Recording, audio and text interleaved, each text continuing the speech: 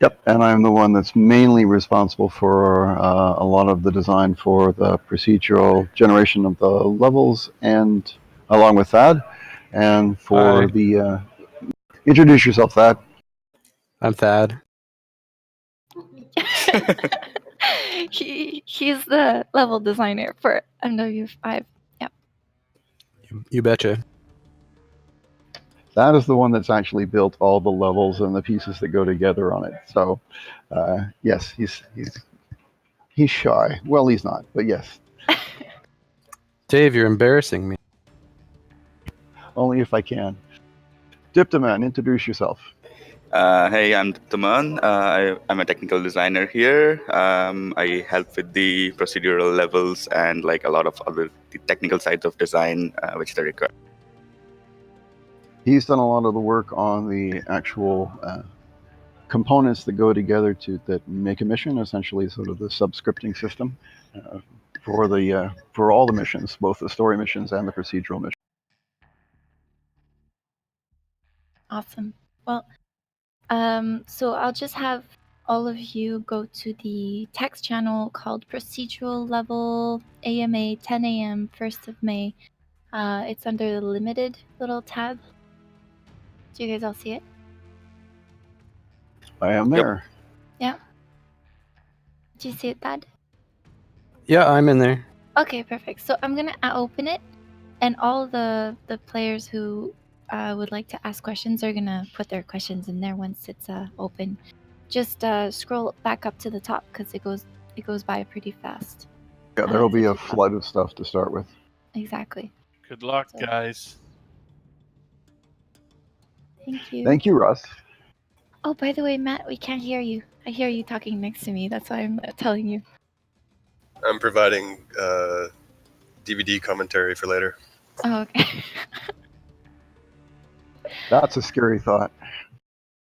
All right, it's open. As you can see, all the questions coming in. So just scroll all the way to the top, and whenever you're ready.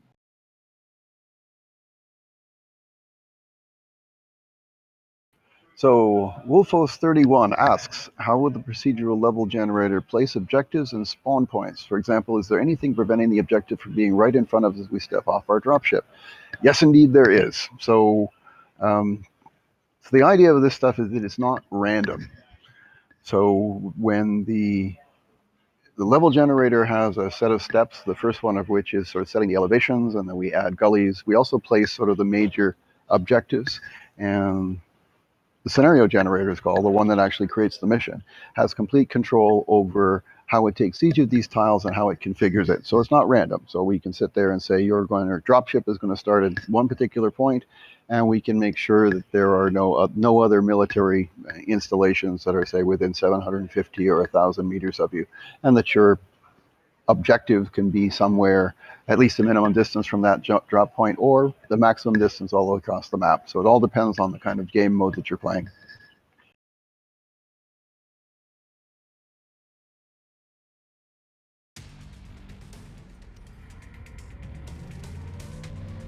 I'll answer MK2s. Can we see screenshots that aren't green grassy fields? Yeah, I can start providing some more screenshots that aren't those particular biomes.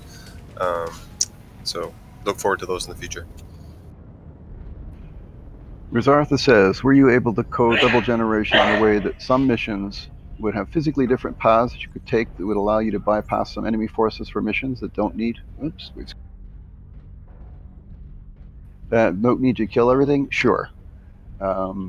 It certainly sets up things up so that there's there are multiple ways, and sometimes there isn't.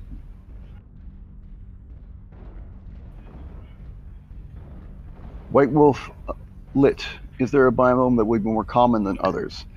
Probably the Earth-like biomes will be a little more common than others, but Earth-like also means Arctic and canyons and desert and that sort of thing. So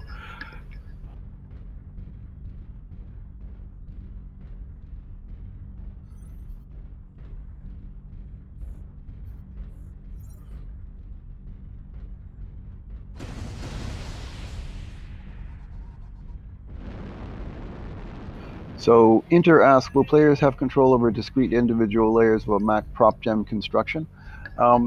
I think for our first version, it's probably going to be fairly high level, so that you can do that. I assume that the modders will come in and be able to set all of that stuff up separately.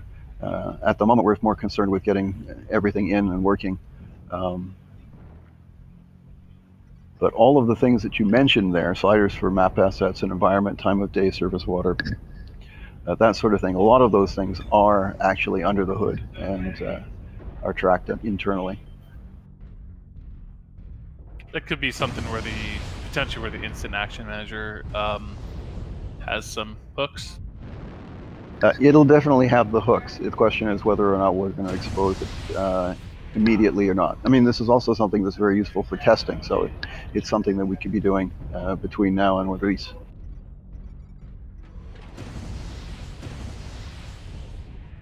Thad, you could take Critical Rocket. Sorry, I spacebarred my thing all the way down. So it's how many tile sets or environment types will the game have at launch? Oh, I don't really know. I mean, I don't know. I think Is there Alex 10 or can 12, answer something this. like that? You can ask Garden or someone if they're nearby, and we can maybe answer a little later in the AMA. There is a set number, I think. It looks like right now, I just opened up the folder. It looks like currently there's 8, but they're not. I mean, they're not really so much discrete entities as they are collections of various parameters. So I don't know how solid that number is. Yeah, I think there's so many variations of them, so it's kind of tough to answer in that way.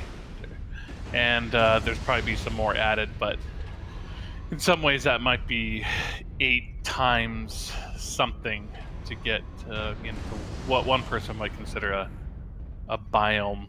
Might be a little different than someone else, but yeah, there's lots of. Yeah, the thing is that a lot of these things can combine in different ways to give you a different environment that is going to feel different, and then you shove weather in on top of that. Bolter, would it be possible to extend the map tiles infinitely in combination with level streaming and world orange and repositioning? So we have not done that. We are not using the level streaming to do that. The maps are going to be a particular set size, and you won't have endless levels. So you're not going to be able to do a cross-country trip or a cross-planet trip.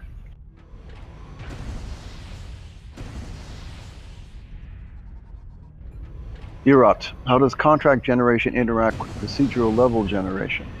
So the contracts have to do, so the parameters in terms of how a contract is set up is essentially the level above that. It depends on your reputation, your status, the time of year, the location in the universe, the planet that you're on, and that sets up things like the difficulty and the factions that you're going to be doing. And then underneath all of that, each individual mission type has its own set of parameters that determine the kinds of things, opposition that you're going to get, the kinds of objectives, and that all happens under the hood post-contract.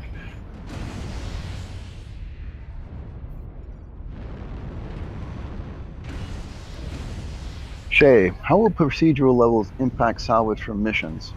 So, well, the procedural levels are really the only way that you're going to get salvage. So the story missions will have some set kinds of salvage, but basically depending on the type of mission. So yeah, in a mission, you're either going to have control of the field at the end or you're not. So if you have something like an objective raid where you have to skedaddle after that and you don't have control of the field and there's nothing there then the enemy controls the field, so you're not going to have any units that can come and bring the salvage off the pitch, then your salvage opportunities are going to be limited. If you're in a mission type that has control of that, then yes, you're going to get a lot more salvage out of it. But otherwise, there's a separate kind of algorithm to sit down and say what kind of salvage you're going to be getting at the particular reputation and difficulty level that you're at.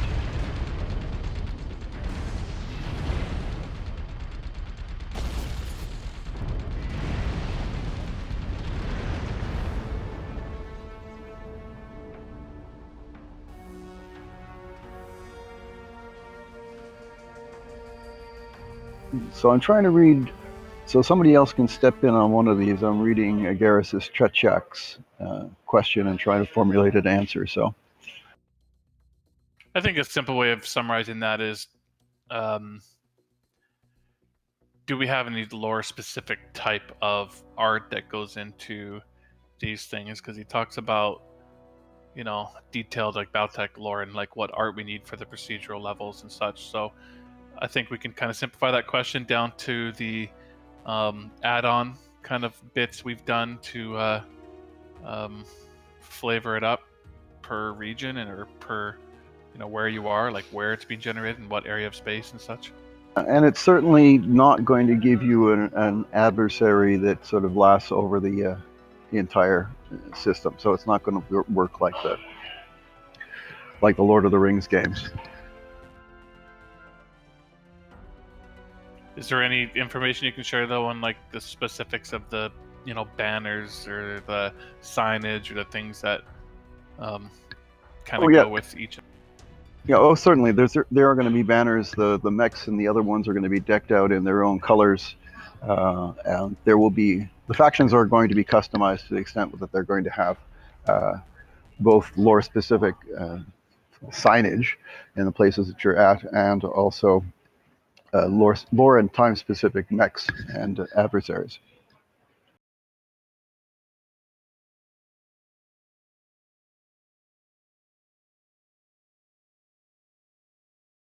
So Damocles 8, will the mission generator take continents of planets into effect so we may have differing biomes on the same planet? So yes, if you are on an Earth-like planet, then you will be able to get everything from Arctic tundra, forests, and deserts from the same planet.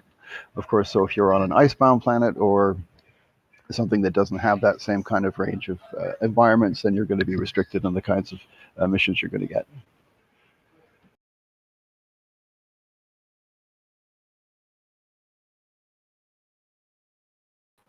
Will the instant action scenario editor allow us to mess with tile sets and map generation? We're certainly hoping we can expose parts of that, yes.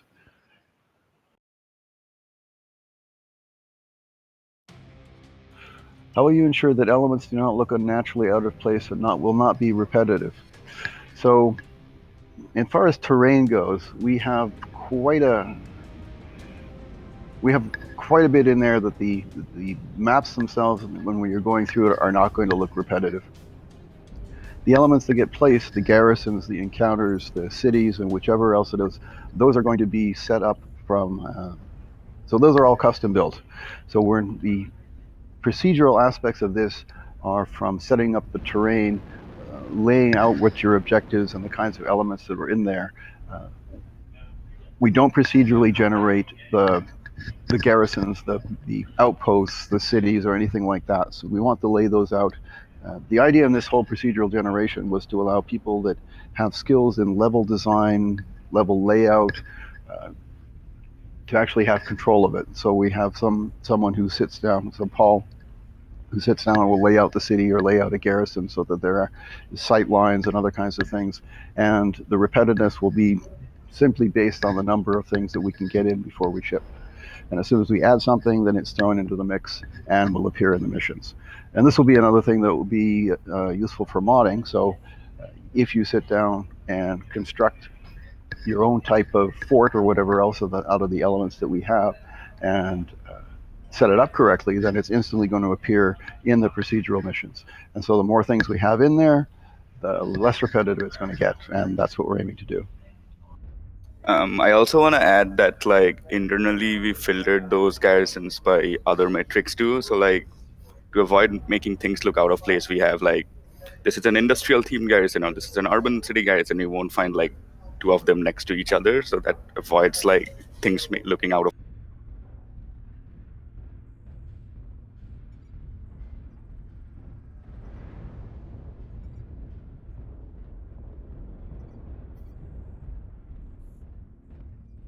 Spook, will we see large bodies of water like lakes, ponds, or wide, sinuous rivers?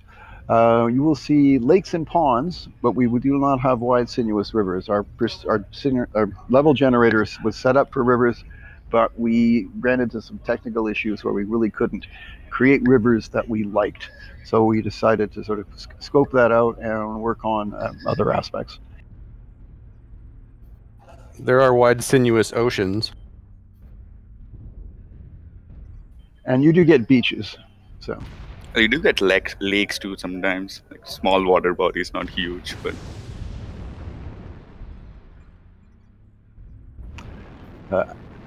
Adaris, do a mission system allow for wrinkles that might throw unexpected curveballs at the player during a mission, such as alternate or changing objectives, additional enemy forces? Yes, our system is completely capable of doing that, and will do that.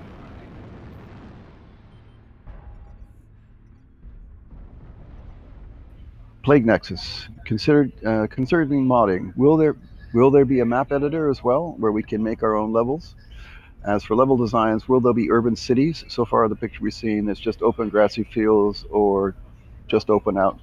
So yes, the procedural system can work from completely generating all the elevations in itself to using templates, where you can sit down and arrange the tiles in a particular arrangement, lack of a better phrase, and then they'll throw those in and they will be used in the missions as well. So you do have to convert them into templates, but yes, there's a pathway for that.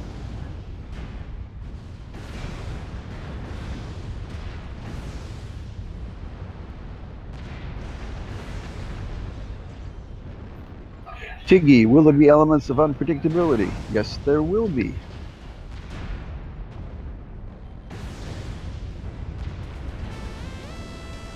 Fantazi, how will different biomes affect the performance of your mechs? Well, the weather is certainly going to have an effect on your sensors. And of course, on hillier environments, then of course your mech slows down on steeper inclines. Hiro, will we see animals and humans running around on these maps? You will not see animals, and very few humans. So.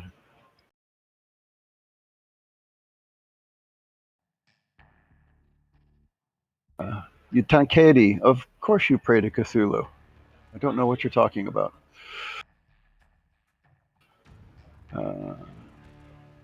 Hank, let's see.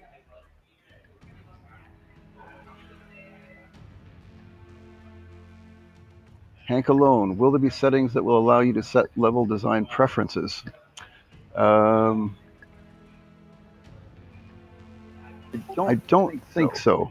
No, we don't have anything that's going to be sitting down there and say you can set out the terrain, you can set out the slope, the arrangement, and the basic outlay of the thing in the templates, but not nothing other than that.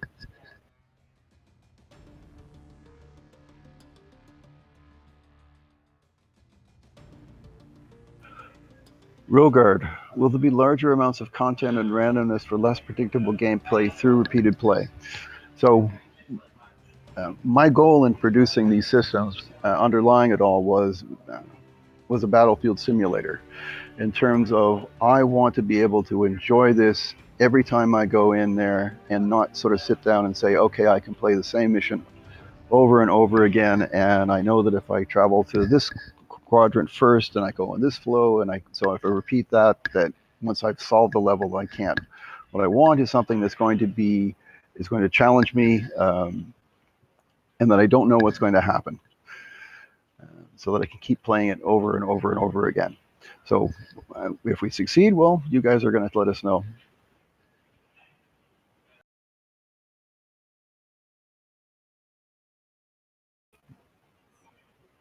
Are the generated maps always squares, or will we have more varied complex-based geometries? We do have some variation. You're limited by the size of the area and the size of the tiles. You're certainly going to have your path through that. So you might have an L or a serpentine or a hub kind of shape that's in the level. But for the most part, the levels are vaguely rectangular. So we might have L shapes, but you're not going to have huge spiraling like a huge spiral or something, like spiral staircase or something exotic like that.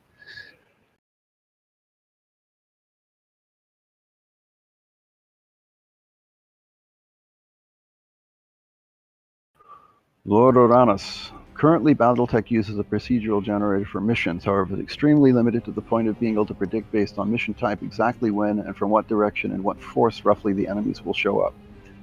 Will MW5 suffer from the same issue, or will mission generation be more robust? I certainly don't think you're going to be able to tell when or for what direction that these things are going to show up. Again, the modes are going to follow a certain formula. In terms of if I'm doing something that's, let's say, an objective raid where I have to go and destroy a bunch of radar towers, then you're going to expect that the enemy forces are going to rally and try to fight you, and that at some point reinforcements may have come in, or there may be some other complication that comes in and changes what you have to do. So again, it's the notion of we have composable elements, and if we can provide variation in that, we're certainly going to try.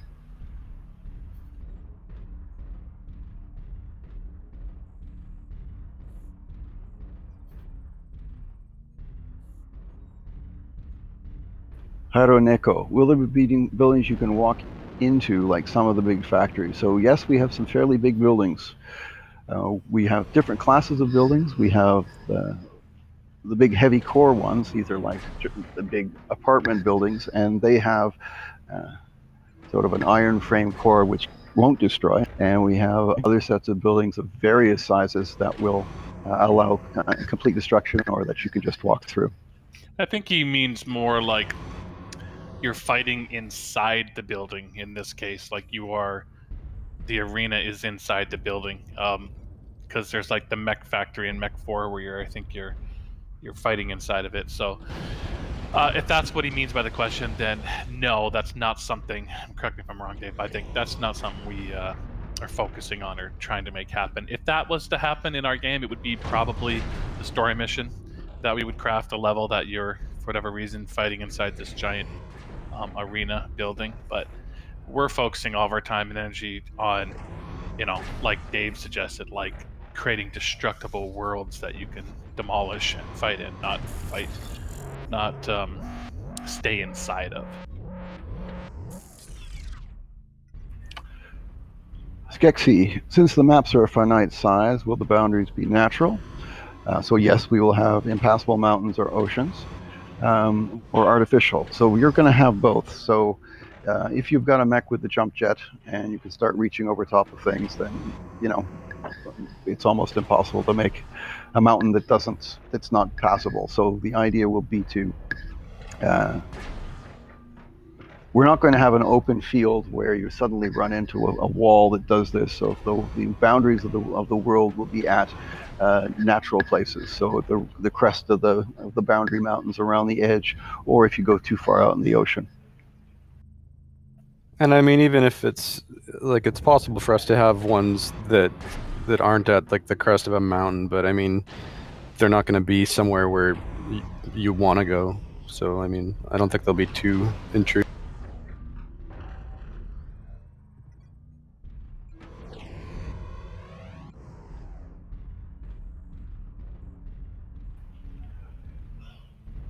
Okay, Vaughn's Merlot. Will mechs have effects like being wet in a rainy area or being covered with snow in a snowy area?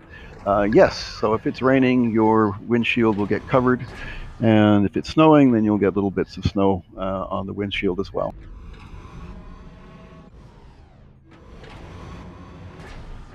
So will the map system be moddable? Can we add terrain managers? Well, you can certainly add the level templates. You can add your own mission types, mission modes.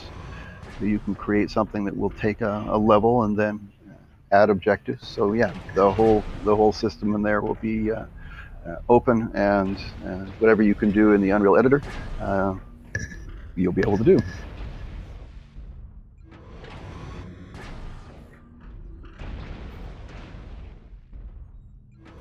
So as for the structures on these maps, are they going to be modular and build similar to the maps, or are the buildings and structures part of the tiles as well? So perhaps I can explain a bit about this sort of its configuration system. So we have a set of rectangular tiles which determine the changes in the elevation and the connectivity. So we have cliffs and gullies and slopes and mountains and other kinds of things. Then inside the editor, each of these individual tiles can be set up to be configured in multiple ways. So they can be set up, they can be configured to have a big base or multiple small bases, or essentially by the level designer sits and places locators in each one that says under this particular configuration. So let's say this is an outpost area or a secondary objective, and they will place multiple locators in there that fit inside the terrain. There'll be a different configuration, like a default one that just doesn't have very much or has extra rocks in it or something.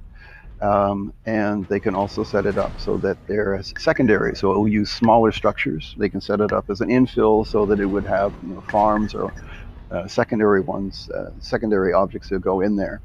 And each of these configurations are set up differently. We'll place different assets into it depending on how they've been configured. So literally the level slopes and elevations are set. Then something comes in, and for each one of those tiles decides on what the configuration is going to be. I'm going to set this up as a main objective, or it's something that has lots of spawners in it, or this one has less. And we can also set up the theme that says this is going to be military, or this is going to be industrial. So it's multiple layers where you set up the tile, you choose the configuration of the tile, which determines the placement of the garrisons and the bases or the cities or the towns or whatever else on it.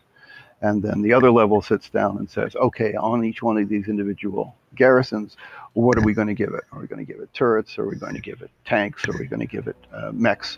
And that's all set up as part of the scenario generator, deciding what you're going to meet and when.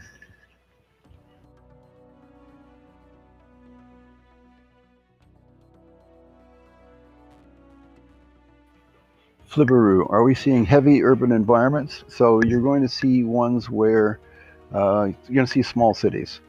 So we're not going to have levels where you have an urban environment that stretches for 10 square miles. How big would the cities be? Are they one tile, two tile? So right now we have one tile and two tile cities, and of course these things can go next to each other. So the individual tiles are like 750 meters by 750 meters, and so if we place them all together, then the city is going to be bigger.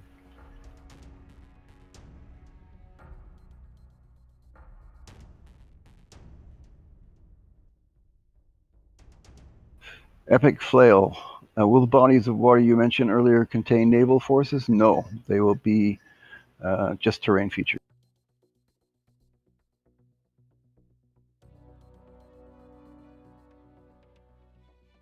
So I don't understand what a mall-style venue is. I think he's talking about the same thing as the Mech Factory kind of question was asked earlier, like an interior combat area. So no, we're not going to have a mall-style venue or level. My guess is that would be a really cool mod for people to do if they wanted to mod out or create a huge interior for people to have combat in. That would be a sweet mod.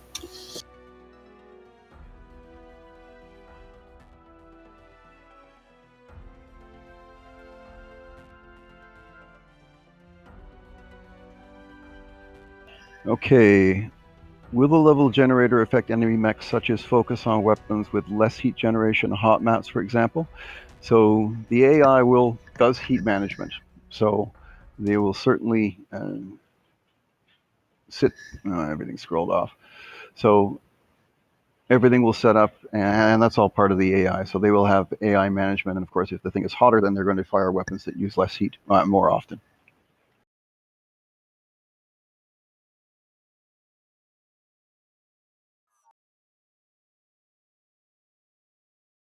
Okay, you guys, somebody else can answer a couple of questions here.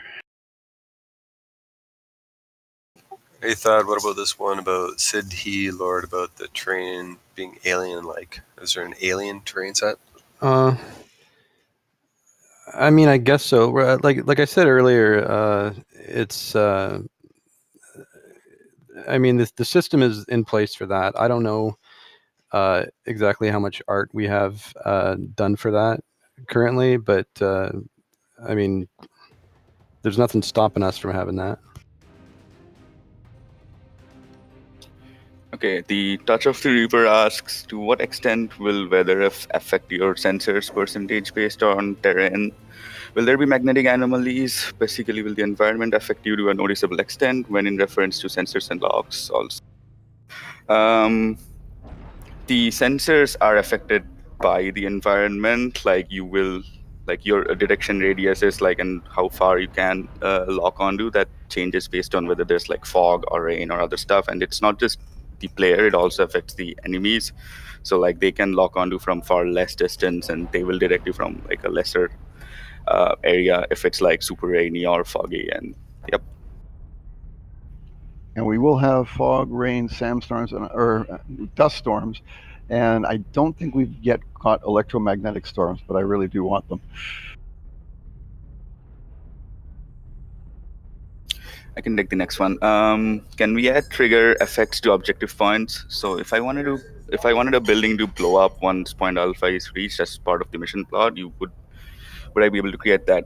Yes, we have all these mission components. That's how like we create a mission in the first place. That we have these separate components which you build up. If you're creating a custom scripted mission, you could have like go to point A, which is like a first mission component we have, and then we don't have a blow up a building mission component yet, but nothing's stopping anyone from making one.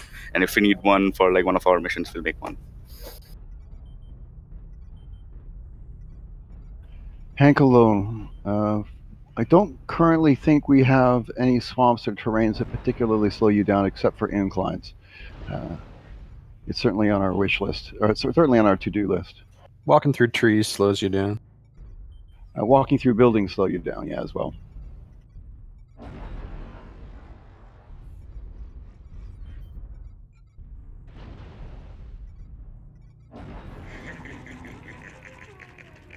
So for Tiggy, yes, we have no underground or indoor maps at the moment. There's nothing in our system that prevents it. We just haven't concentrated on or looked at that at all.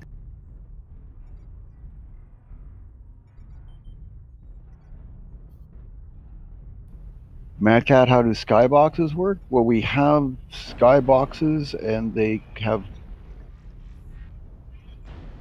differ between time of day, and they have some different moons and things like this. But basically, they're pretty vanilla.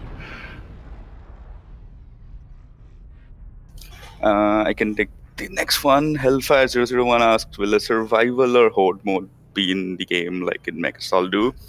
So I can't say exactly like how we can compare that with MechSol's to survival mode, but we will have, we're trying to add a survival like contract you can take, which is like distract the enemy for as long as possible and things like that. And you will be fighting off against seemingly infinite number of waves, and we're just trying to make it fun and see what works with our limitations.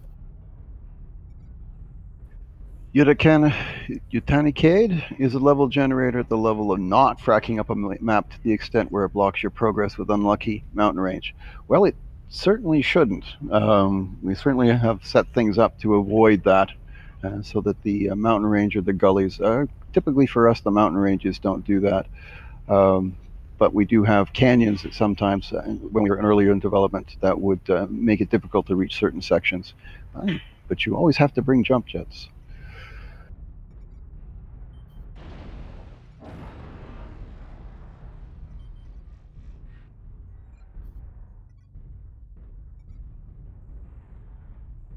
Rogard, will the interactions impacts for missions as completed impact the generation of the environment in particular missions to follow? Not specifically what you've done in damage. We will have missions and sort of mission arcs where, depending on what you've done in one mission, will affect the choice of what other missions are available, but nothing specifically that at the moment what you're doing inside the mission or how much damage you did.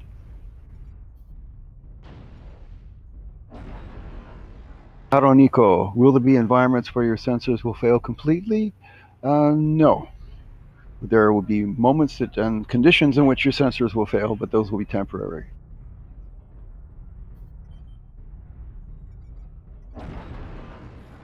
Corbin Zachary, will landing on top of a building with your jump jets, will you fall through the building and destroy it? And yes, indeed, you will, except for the ones that are the heavy core buildings like the skyscrapers, which have a steel frame inside that won't break, in which case you'll just sit on top.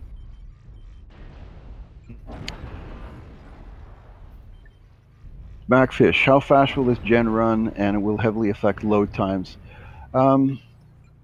The generation itself is literally in tens or hundreds of milliseconds. And of course, the load times and it's vastly swamped by the fact of actually getting all that stuff off disk and into the level and instantiated. So the generation itself isn't the thing that's affecting it. It's getting everything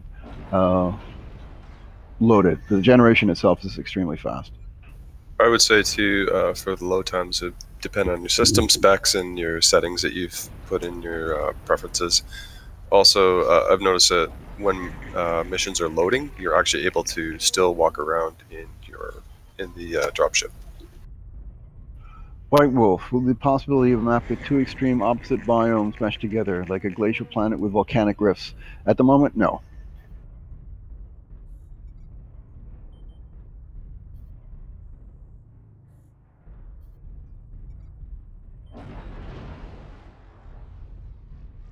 Deplorable Oracle, will be the hostile terrain, lava that damages you, a rough terrain at the moment that can knock you down, and no, we don't have that at the moment.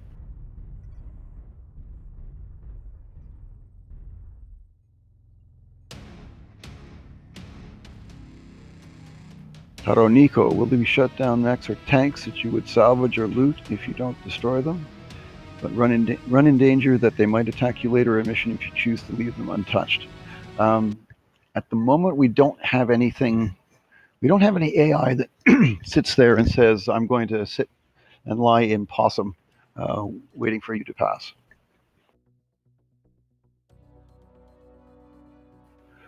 We'll be able to play on Solaris 7, so no, we don't have a Solaris 7 world.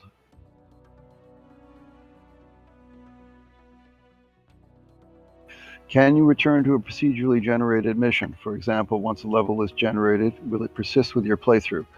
No, they're generated fresh, so unless you actually happen to get the same random number with the same faction, with the same conditions, no, you won't see it. You won't see it again. I want to add that you can save a procedurally generated mission. If you're generating it through instant action, you can just get the seed and just pass that seed onto someone, and that will generate the same level. So you can, if you're playing it through instant action, you can play through the same one.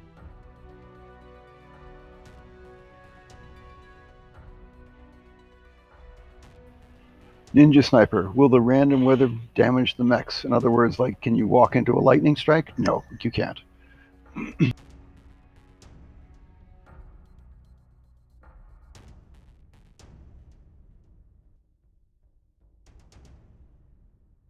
Corbin Zachary, are you playing around with gravity effects? Well, we've been playing around with it, but we're not going to have low and high G environments at the moment.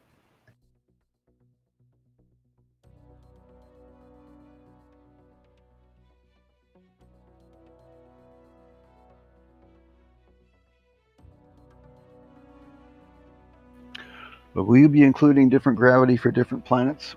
Well, actually, we actually procedurally generate a bunch of planets, half based on what's in the lore in terms of the names and the planets. So if there's information in the lore about some of the planets, they're going to appear. And they do get different gravities, but at the moment we haven't hooked any of that up.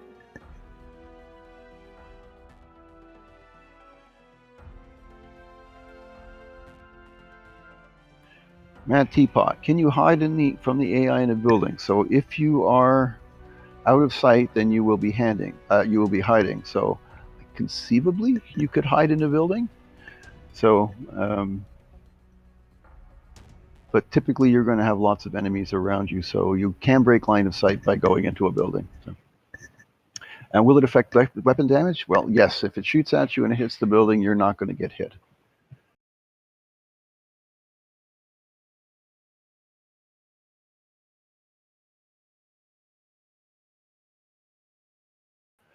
So Uprising 2123, would the destroyable buildings act differently based on your mech's tonnage? So they do act differently in terms of the lighter mechs are going to have a higher effect on the change in speed on the lighter mechs. So, but I think if everything lands on it, then you are doing damage. I don't believe the lighter mechs can run along the top of the structures.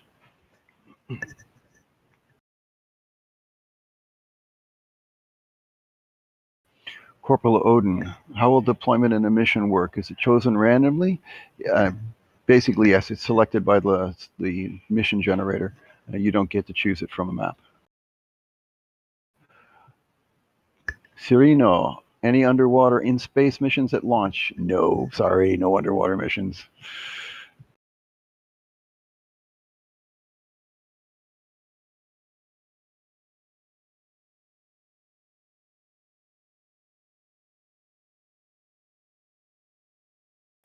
I'm going to think a little bit about the question for Rogard, but in the meantime, Nervok, how many factions can you encounter, and can you encounter multiple factions within the same mission map? So you're going to encounter just the one faction, but there will be, let's see, how many factions are there? I think there's sort of the 30 of the sub-factions. I can't remember the number off the top of my head, but there are a lot of the minor factions are represented in terms of what they're going to be doing, controlling the systems. But each faction is going to have an allegiance to one of the major houses, or to the periphery, or to outlaws, or to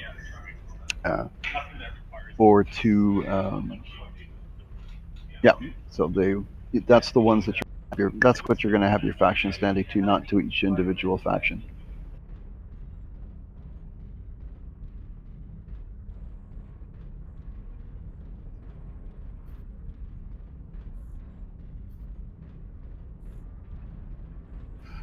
So what has been the hardest thing for your teams to overcome? I mean, getting the systems to work, and it's taking it from everybody knows about how procedurally generated or randomly generated ones, that this is difficult to do, and it's difficult to make something that's going to feel fresh and new.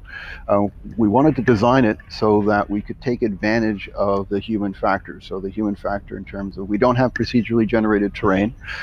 Level designer designs the terrain, makes it look reasonable, and sets things out so it can be modified depending on the actual biome that you're in. The layout of and the placement of the garrisons and the bases and the farms and whatever are also not procedural. A level designer will sit down and take the particular tile and decide where those are going to be placed and how they're going to be arranged. So it's more fair to say that this is a configuration system rather than random or procedurally generated. It's basically taking stuff that people have built and configuring it in multiple ways. And the toughest challenge, and still is, in making sure that that's fun. And that's with any game, whether or not you're crafting it by hand or doing it with algorithms.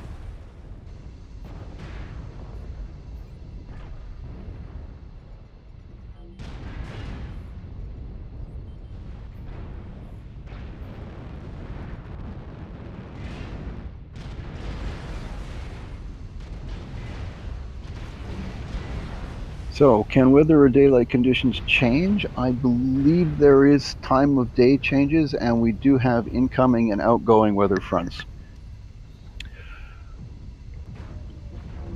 Hypercob, will there be any specific landmarks that are generated specific to role? So the natural sniper roosts or the bottlenecks and tactical advantages are all up to the level designer when they design the tile. So the tiles are all done with a little bit in terms of sight lines and nooks and crannies and areas on top of the crests of the cliffs and things like this. So those are there, but they're not specifically taken advantage of by the level generator. It sits there and places these things, configures them in whatever setup it. Then the player or the AI has to take advantage of what's there.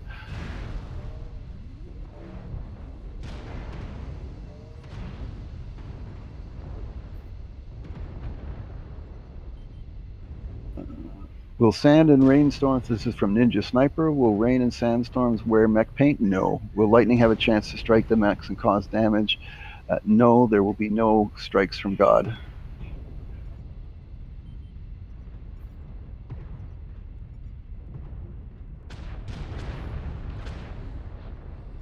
Sebastian, can you lower forest density with graphic settings? No, you can't. So it's only going to affect the LOD or the quality of the objects themselves.